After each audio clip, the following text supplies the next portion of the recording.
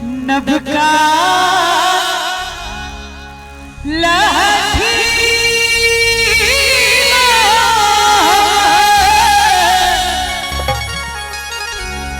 करम श्रृंगार हे जग जननी मैया।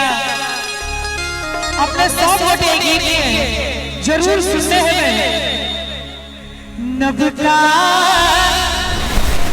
लहठी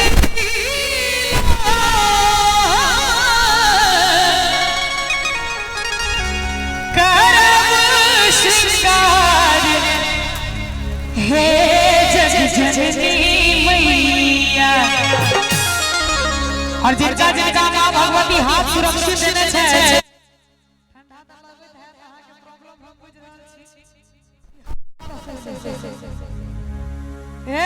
हमारा माथा सकरा दूरे रखो। एक बार मैया के नाम पर दोनों हाथ ऊपर उठा दियो, 100 वोटे पांचवा 100 उठा दियो। हां आहा सब खाली भोजन दे वाला है, लिए तालियों बजे दे। एक बार दोनों हाथ उठा दियो 100 वोटे और ताली बजा के हमरा संगे जगमग करती आहा कलरदार हे जग जननी मैया। जगमग करती आहा कलरदार हे जग जननी मैया। नभ का लहठी करम श्रृंगार हे जग जननी मैया। नभ का लहठी करम श्रृंगार हे जग जननी मैया। जगमग करती आहा कलरदार हे जग जननी मैया।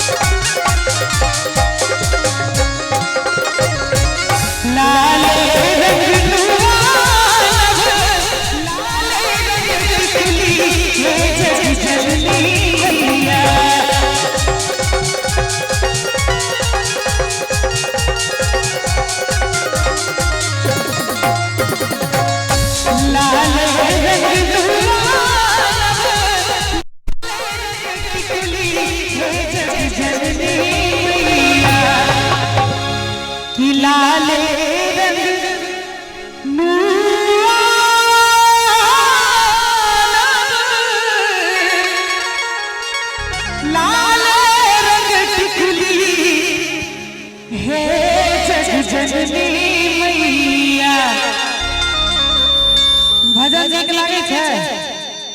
हां भोजन में सुनाई दैया। एक बार दोनों हाथ भरियो गाओ जिनका जिनका मैया के भजन नीक लाग रहले।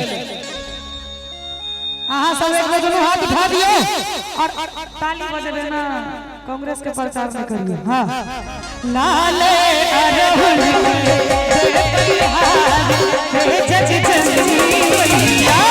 लाल अरहुल के हार हे जग जननी मैया।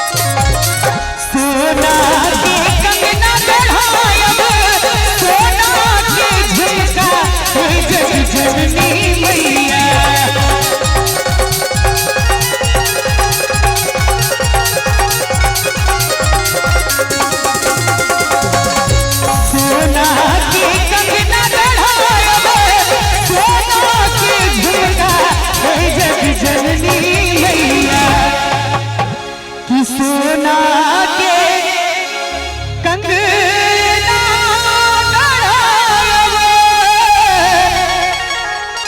सोना के झुमका हे जग जननी मैया। और एक कार्यक्रम में जो हम सब के लिए है एक विशेष क्रेडिट जकरा कहल जाए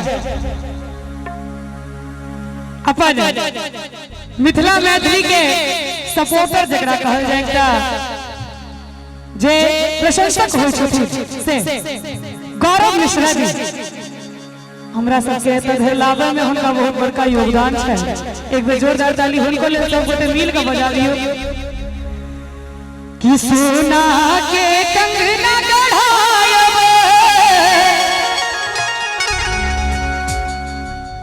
सोना के झुमका हे जग जननी मैया। और चाचा जी बढ़िया लगे है एक बार ताली बजा के आशीर्वाद दियो तो सही पर